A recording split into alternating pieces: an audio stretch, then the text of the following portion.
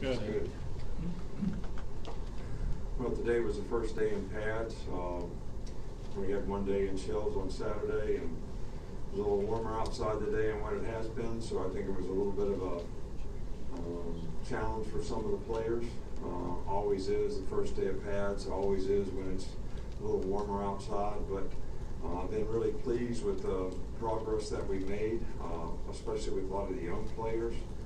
I think coaches are doing a good job of teaching. I think the players are really focused on trying to learn, and what we're really trying to do is keep, especially the young players, focused on what they need to do to be complete players, not be so concerned about where they are on the depth chart. You know, everybody came here to play, but we're actually protecting them in terms of trying to teach them so that we don't ever put them on the field where they're not comfortable and confident in what they're doing. They go out there and play fast. So they got to buy into that. Conditioning is a part of that, so that guys have a chance to sustain, and I think that's probably what we struggled with the most today. So, but wasn't necessarily pleased with the first day in pads, but I've been pleased with the progress that we made the entire spring to this point. We'll start back here with Chris Walsh. I just want to ask you about a pair of reserve defensive linemen, Raekwon Davis and Jamar King. Just what kind of potential do they have to make a mark on this team this year? I think both guys have made a lot of progress through the course of last year in terms of the improvement that they made. I think they both had really good off seasons, and I both think so far this spring they've shown some of that improvement. I think the biggest thing with them would be consistency. We feel like both guys can really do it. They haven't been able to do it with the kind of consistency and trusting and believing in, you know, doing the things that they need to do to have the best chance to be successful. And I think that comes with a little confidence and maturity, and hopefully they'll gain that every day in practice. But I think both guys can contribute to the team.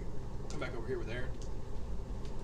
Just wonder what you've seen from the wide receiving group so far, and could Robert Foster have a role in this team? Well, Robert Foster, you know, had a role in the team 2 years ago before he got hurt, and certainly a guy that would be a real plus for us because of the speed that he has, the vertical ability that he gives us outside. I think he's playing better than he did a year ago, and hopefully he'll continue to improve and have a role on the team. I think we need for him to do that.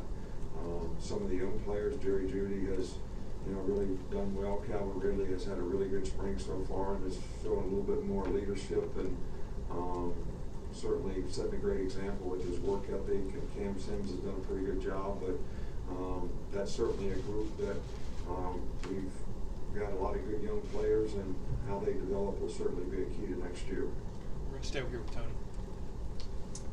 What have you seen from Christian Miller, and how much improvement has he made over the offseason? Well, Christian's done a good job. I think he's gained a little weight, got a little stronger. He's been in the program for a while, so I think he's really got a lot of good knowledge and experience. I think the thing that we've always tried to do is get him strong enough that he can go out there and sustain playing at the point, and I think he's made an improvement in that area. He certainly can help us in the pass rush category, and that's something that getting a little bigger, help him turn speed to power, and that'll be certainly something that would help him be a more effective rusher. But we're pleased with the progress that he's made. Back left with Cecil. Coach, your young quarterbacks have the ability to run. Certainly Jalen showed the ability to run last year. You know, from what film we've seen on Tua, he's got the same ability. How do you balance non-contact for quarterbacks with putting in your offense when you go into pads? Well, I think that one of the things that we do is if the quarterback's going to run the ball, we put them in some, when we do like turnover drills before practice that are basically tackle and strip drills, you know, we'll put the quarterbacks in those drills, so in a controlled situation they're getting hit, the ball's getting stripped, and certainly ball security is something that if we're going to run the quarterbacks, it's got to be an important thing for them. I don't think it's worth getting a guy hurt in practice trying to prove the point that we're going to make them a little tougher, especially at the quarterback position. But we try to do it with some controlled drills so that they do get hit. And we really have limited the quarterback runs in the spring, and we're really focused on trying to develop a better passing game. Come here in the middle with Alex. Let me ask you about a couple of new analysts you brought in, Chris and Dan. I guess why'd you bring them in, and what kind of roles do you expect for them to have this year? Well, we've always had a lot of respect for Chris Weinke. I mean, the guy was a great player. He played a long time in the league. He's very knowledgeable. He's smart. He was a great high school coach at IMG. He went into the NFL and got a couple of good years of experience in the NFL. So we just thought he'd, bring some knowledge and experience and certainly be helpful to us off the field and, helping us with game plan. Dan Warner, Ole Miss, do I need to tell our fans or anybody on our staff the issues that we've had with their offense the last couple of years, and always had a tremendous amount of respect for what they do, how they coach it. I think it'll help us on offense and defense to have a guy around here that can add some knowledge and experience to the way they do RPOs. Some of the things they did in the passing game.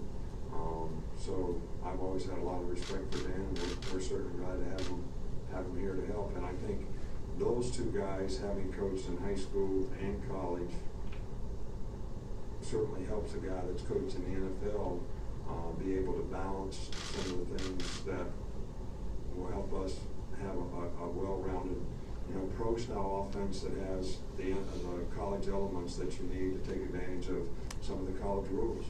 And just generally, you've brought in a lot of experienced guys for some of those analyst roles in the past. What's your overall philosophy with bringing analysts in and bringing guys in to help out like that?